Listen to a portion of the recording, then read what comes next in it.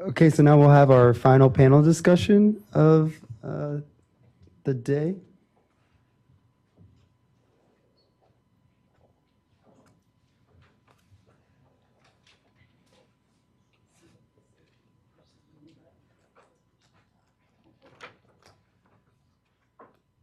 So I have a couple questions that I have to ask first.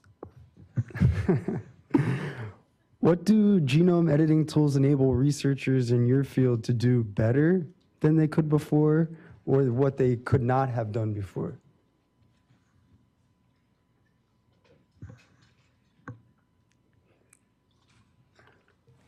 Sorry, go ahead. I can say that we couldn't have, I couldn't have validated this novel gene that we just identified by pure phenotype-driven methods without it in the rat. So, and you couldn't do editing like in a rat that you could do in a mouse. So it was invaluable for that for us. Yeah, I was going to say more specificity in target identification and control. Yeah, if we just reiterate a point that was made earlier, was that these new genome editing methods have opened up the world of model organisms so that any organism that you want can become a model organism. And there are just a variety of animals and plants that this has now been applied to. And it's done wonders for comparative biology, I think. Thanks. Yeah. Hi, Rick Wychick in EHS. So this is a question for Anne. So the original sequence variant in the LH strain that made them sensitive to metabolic syndrome, would you have predicted that was a knockout function of the gene? And was there salt sensitivity issues in that strain that you recapitulated in the knockout? Or was the salt sensitivity a novel effect that came out of the knockout allele? Do you know what I'm asking? Yeah, it's complicated. The LH rat Complex itself. traits always no, are. yeah, they don't call it complex for nothing. So the LH rat is spontaneously hypertensive, but when you put them on salt, their blood pressure goes up further. Okay. Okay, so essentially we knocked this gene out on that background, and when we knocked the gene out, their basal blood pressure remained the same as the LH rat, so they're hypertensive spontaneously. But when you put them on salt, they go up not only what we would have expected from our LH rat, which is about 10 millimeters of mercury, they went up about 20 millimeters of mercury high. So more severe allele. They're more severe. But that's knocking out the normal allele. But I think what it is that in the LH rat, this transcript, this gene, it does make a protein. We just don't know what it does. It's overexpressed. So it is overexpressed, and there are sequence variants. There are a lot of sequence variants. There are 3 sequence variants that change amino acid sequences. There are many variants in upstream and potential regulatory regions. So we didn't really know if it was going to be a gain of function or a loss of function. I think we still don't really have that nailed down, whether it is or not in the LH. We need to, what I'd like to do is now swap out the alleles. Put the LN allele in the LH rat and put the LH allele in the LN rat. David Scherer, Boston University. I have one question for Rebecca and one for Anne. The one for Rebecca is pretty straightforward. You suggested in your hierarchy of 3 outcomes or 3 ways to approach this. The third one was to use gene editing to prevent some kind of exposure or prevent the effects of it. Did you mean actually gene editing or identify genes that should be targeted to prevent arsenic effects?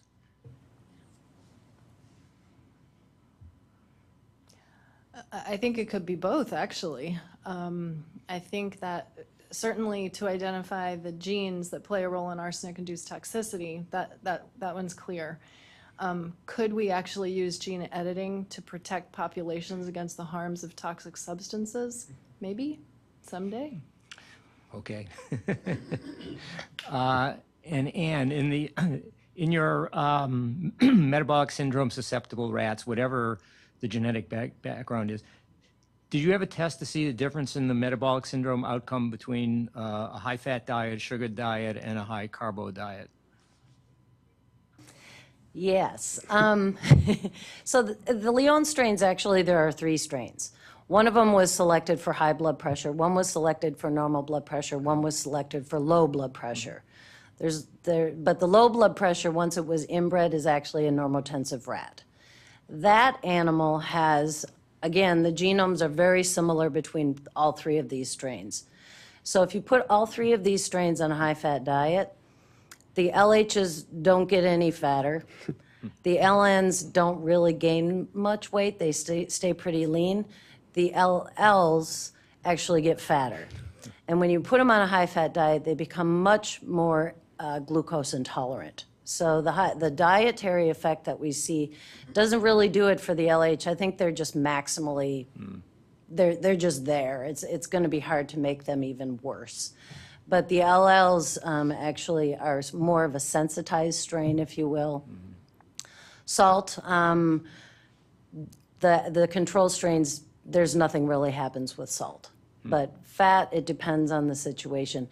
The carb is interesting because when we looked at the LL strain and we looked at our high-fat versus low-fat diet, well, people don't always understand that the low-fat diet is actually a high-carb diet, right? And we actually found that the triglyceride levels went sky high on the low-fat diet, and I think it was because of the carbs, because when we compare it to chow, it sort of is a dose effect. That's really important, right? Because that sort of changes the story of what's driving it. Yes.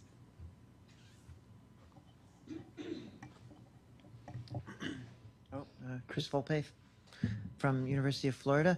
I guess I had a question maybe or a comment, Mark. I guess it was the fact that you're seeing differences between or people are seeing difference between knockdowns and knockouts.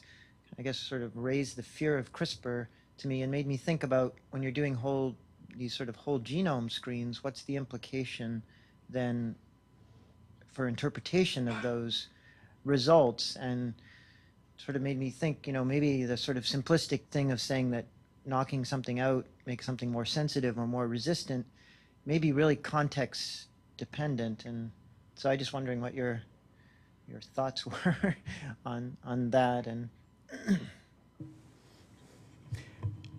Yeah, well, I was thinking about that too as I was listening to the description of the genome-wide screens and wondering about how to get a handle on the false negative rate of those screens. So there will be things that may get knocked out, but you won't see a phenotype because they've been compensated for when they actually may have a role. Those genes may have a role in vivo in modulating sensitivity. So I'm not sure if that addresses the Yeah. No, I mean, I think one of the things but we didn't really talk about, but maybe it's worthwhile, is that there is, in addition to the knockout genome-wide screens, you can also do knockdown, and there's this technology called CRISPR-I, and several variants of CRISPR-I, which allow you to just decrease the level of expression. So I think it'd be really interesting, and maybe it's already been done, but it'd be really interesting to compare the results of a knockdown screen and the CRISPR whole genome screen for a knockout.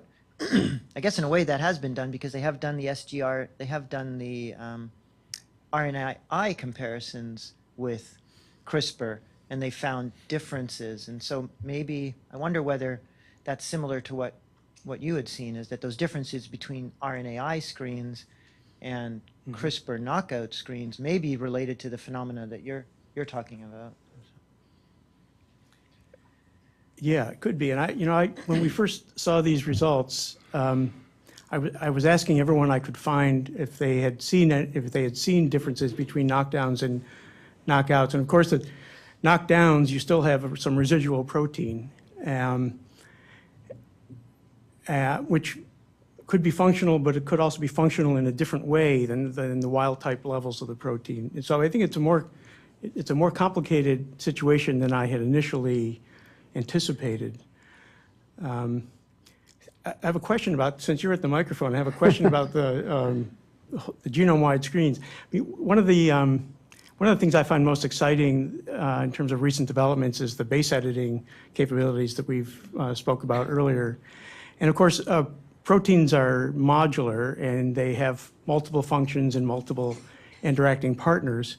And it occurs to me that we now have the capability of knocking out specific subfunctions of individual proteins rather than knocking out the entire gene or making a null. We could knock out the interaction with a specific partner and see how that affects things. And I'm wondering if anyone is thinking about doing genome-wide screens with a base editing capability so that they can screen for subfunction loss of function rather than entire protein loss of function. Well, I can't comment on that, and I don't know, but there are individuals and groups who are making libraries that are targeting different regions of proteins. So, for instance, knocking out just the catalytic site of a protein and leaving the rest of the protein intact, so that you could look at sub-functions of and there are some genome-based library. And in fact, I think the person who's doing it is actually at Woods Hole, but I can't remember their name. Sorry. So would that have to be a C-terminal catalytic domain that you're doing a premature stop before that catalytic domain, but the rest of the protein is intact? Is that how that would work? Yeah, that's one approach. Or just specifically, targeting to ensure that you're getting rid of a catalytic domain, for instance. Or if you had an in-frame exon you could knock out specifically, then that would do it, yeah. Rick Wychick and IEHS. Actually, listening to Ann's talk, I was just thinking about what are the possibilities when you're creating CRISPR-mediated mutations, knockouts, deletions, that there may actually be very closely linked mutations that are not right at the site where the double-stranded break is occurring. It actually reminds me of many years ago when the MYC translocations were first being characterized. There were several instances where the translocation breakpoint was far enough away from the MYC gene that they couldn't find it. Remember back in those days where even just a few kb was hard? But there were sequence variations within the coding sequence of MYC associated with that translocation. So I'm just curious, so for those of you doing these experiments, how careful do we have to be and how far out do we have to sequence to make sure that there are no closely linked sequence variations that may be coupled with a CRISPR double-stranded break? Do you know what I'm asking? No? Are you asking for either mutations or indels that are outside of the indel that you're generating with the right? So the CRISPR is going to create a double-stranded break, and you'll get trimming back, and you'll get nibbling and deletions at that break point. But what's the possibility that you may actually get some single-stranded exonuclease going much further up, and then polymerase coming back, and maybe misincorporating a nucleotide or doing something distal? So you would have not only a deletion at the break point, but there's something closely linked, mutations in potentially a coding region of a closely linked gene. So it's not actually the gene or the site that was hit, but it could be something closely linked. I don't know. The question is, has anyone looked at that? Yeah, I don't know. I haven't thought about that. That's an interesting idea. It's actually a broader question to even some of the non-panelists. I meant to ask that this morning. No. One thing I can think of would be the FTO gene. So everybody thought that the FTO gene causes obesity. It was one of the most replicated genome-wide association hits, right, for obesity. But it may not actually be the FTO gene. Even if you knock out the FTO gene, you may get a phenotype. But Marcelo Nobrega's group found that there's an enhancer within one of the introns of FTO.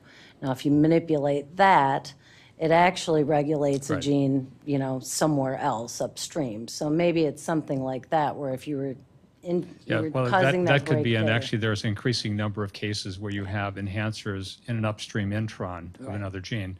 But I'm actually asking, is there a possibility of creating actually mutations in the DNA that are linked, but not at the DNA breakpoint? And I guess the question is, or I guess no one knows the answer to that. Thanks.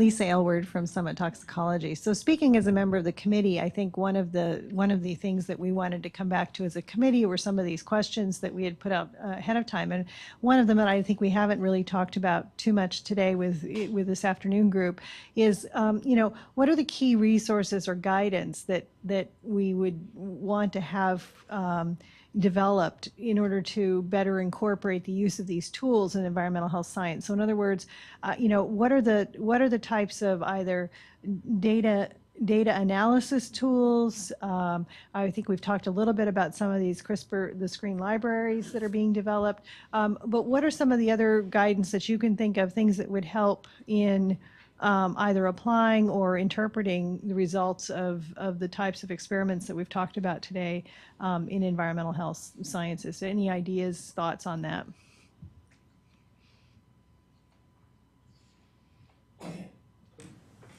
I would say one of the things that we need is some information on delivery to different tissue types. One of the things that I didn't mention was we're using CRISPR-Cas9 in placental cells to generate knockdown of specific genes, and our transfection efficiency varies. I'd love to talk to anybody who has expertise in working through some of this. But I think what we need first is methodological input so that we can really standardize and optimize the technology. And then just coming back to Rick's question, what if it's not as perfect as we hope it is? How do we confirm that we're not inducing subsequent mutations? So I think even before we have higher level guidance for usage, I think some of these practical concerns need to be addressed. So how do we deliver it to different tissue types? What sort of transfection efficiency should we be having, in placenta versus liver versus lung, for example? Those would be some of my thoughts as first steps.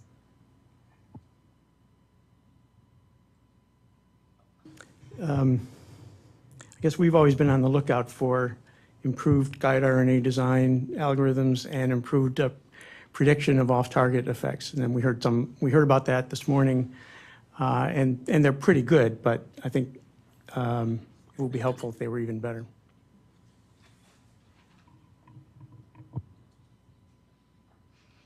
All right, I'll ask one more question then, since I'm here at the microphone. We've done a lot of work through the TOX21, the TOXCast type programs in looking at putting together information that we're getting from these high throughput screening assays into pathway descriptions and trying to identify. So I'm thinking, for instance, some of the work that's being done on estrogen receptor pathway and endocrine disruption through those pathways, and an application to being able to screen for patterns of activity that we think would be relevant to endocrine disruption, identifying endocrine disruptors from a large library of chemicals. So work that, for instance, Stan and his group have done at EPA and others. And I guess my question is, do we have sets of candidate, complex pathways that we've already elucidated some understanding of, and candidate chemicals that we're already, that we already think we know a lot about through the TOX21 or TOXCast high throughput sort of environment, that we might be able to use as demonstration? So I'm thinking of, some of the CRISPR screens, the type things that Chris has talked about. Is there a step for kind of validation across different approaches to identifying these activity pathways and chemicals that activate them? And do the CRISPR type technologies allow another step to cross-validating what we're seeing through these high throughput type assays? Any thoughts on that sort of of those sorts of approaches?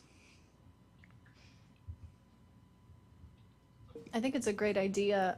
Chris was describing focusing in on toxics relevant gene sets. Seems like once those, if that library could be screened for some of the high-ranking chemicals that are in TOX21 and TOXCast, there haven't been many metals that are actually in those databases. So the metals aren't well represented in what's been tested, but some organics obviously are in there. So they would be some that would probably rise to the top in terms of being able to create a Venn diagram of, what do we see with the different pathways that are elucidated through the Tox21 screen versus what would you see through a CRISPR-generated library. I think it's a great idea. So those who are working with that sort of toxicology relevant and enriched gene set would be wise to be considering doing that. Gary? Gary Miller, Emory. I was talking to some graduate students recently, and we were commenting about some of these approaches, and they had very concerned about the idea of like hypothesis-free and screening level work. Right? We still have our study sections are still very much mired in mechanistic, very focused things, but like, do we see a problem with this trying to apply these technologies? Like, obviously, when you're going in mechanistically targeting specific things, that fits the paradigm. But when you're actually doing the screening part, we still, I think, have an aversion to embracing that at a funding level. Is there a way of changing that? Is that something the RFAs have to be more allowable to that or something? And if other people experience that or had success with it, it's just something that I think is worth discussing. Comments?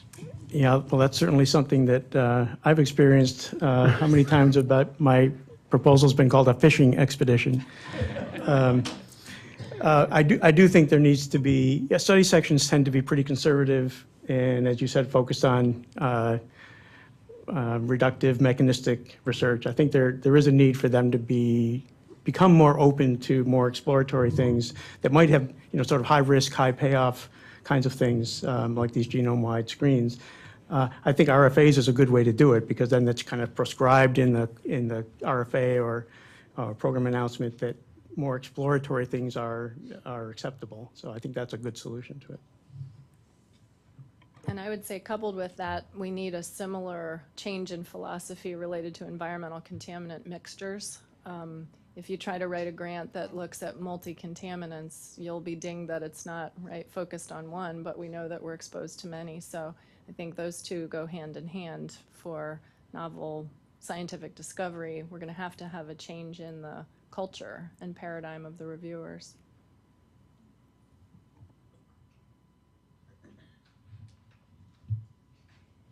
Chris? Hi again. I had just another question for Anne, and maybe it's sort of a speculative question. I guess it's, we talked about using CRISPR sort of at the end of a genetic screen, or the breeding and stuff. And I'm wondering, do you see any use of, because it's so laborious to do like the F2 crosses and then F3 and then and still the intervals are still really large, so it can be really difficult. And I was wondering, I don't know, maybe if you could maybe speculate on, is there any way that we could use CRISPR or the sort of large-scale genome editing tools to sort of help us speed up that process of narrowing down the regions that are of interest? And maybe, because sometimes you're often at the mercy of chance whether you have the recombinant that you want. And I just wonder, could CRISPR be a way to make that recombinant that could finally separate those two damn genes that always seem to co-segregate and drive you nuts? And so I don't know. I guess anyway. So I was just wondering about, could there be the possibility of using CRISPR earlier in the process for determining? You could probably do something like the COMP project, just like they knocked out every gene in the mouse. If you could do something similar in whatever model organism you want. I think using something like the collaborative cross or the diversity outbred or the heterogeneous stocks actually allow you to map down to a much finer level at the start, so you don't have to, you're still studying a cross, if you will, but the resolution is much finer. So instead of a half of a chromosome, you're down to a couple million base pairs now. You may get lucky, and there may only be one gene in that region, or there may be 100. You still don't know, but if there was a combinatorial way, then if you had some sort of a cellular assay to go in and just edit those genes within there and have some sort of a way to weed out.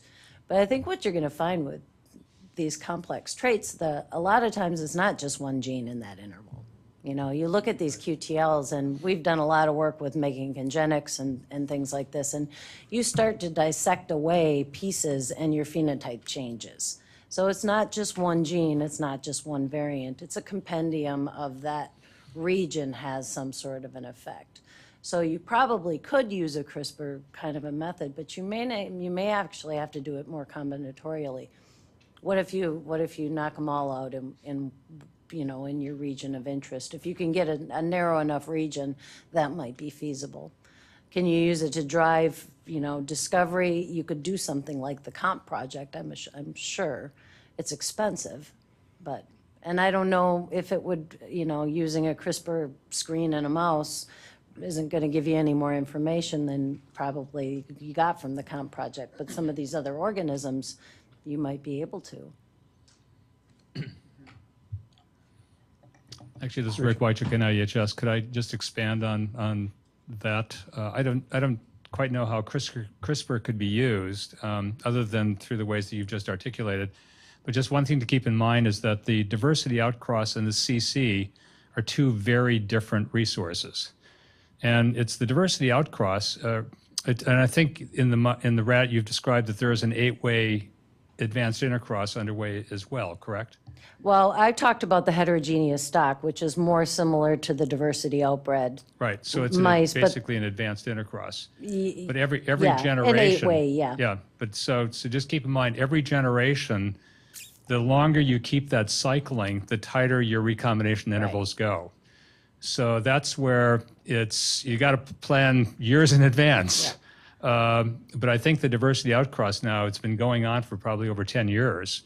And they're getting, you know, within, well, actually it's hard for me to estimate what exact, but it's not, you're not talking about megabases of interval anymore. Right. You're getting into, you know, much smaller intervals. So you have to look at more mice, but it gives you a much tighter resolution for doing gene mapping. It's getting similar to doing a human GWAS almost. You have to do thousands or 1,000 or whatever. The heterogeneous stock rats have been going on since the 70s. I think they're in 80 generations or so. So, yeah, the longer you go, the tighter those little blocks become.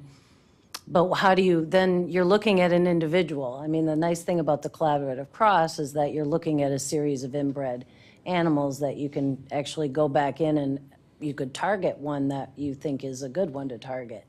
With the heterogeneous crosses, either the DO or the HS, each one of these animals is an individual genome. And so it's like looking at a human population.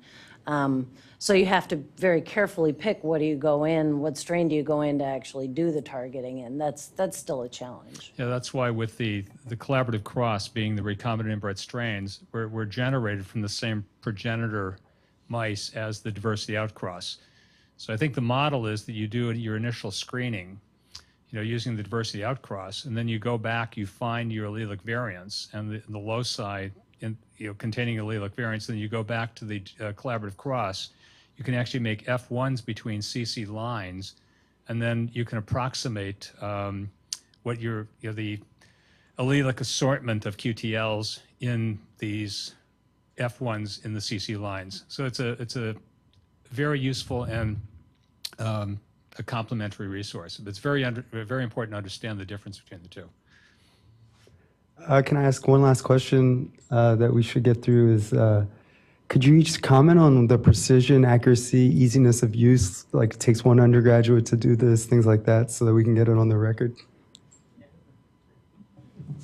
Took none for me because somebody did it for me. It was wonderful. But, you know, it really was 6 months that I could get a rat. Now, that would never have happened, you know, without either some sort of targeting, zinc fingers or talons or CRISPR.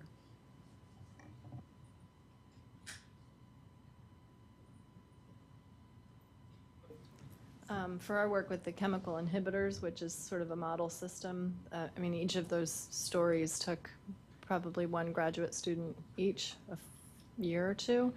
But as I was saying, for the placental cell lines where we're working on introducing CRISPR, I'd like to see the transfection efficiency increase. And so that's a barrier that, you know, I'd like to see it at above 90%. So any suggestions are welcome. All right, thank you. So let's thank all the panelists and all the speakers today. I think they were great.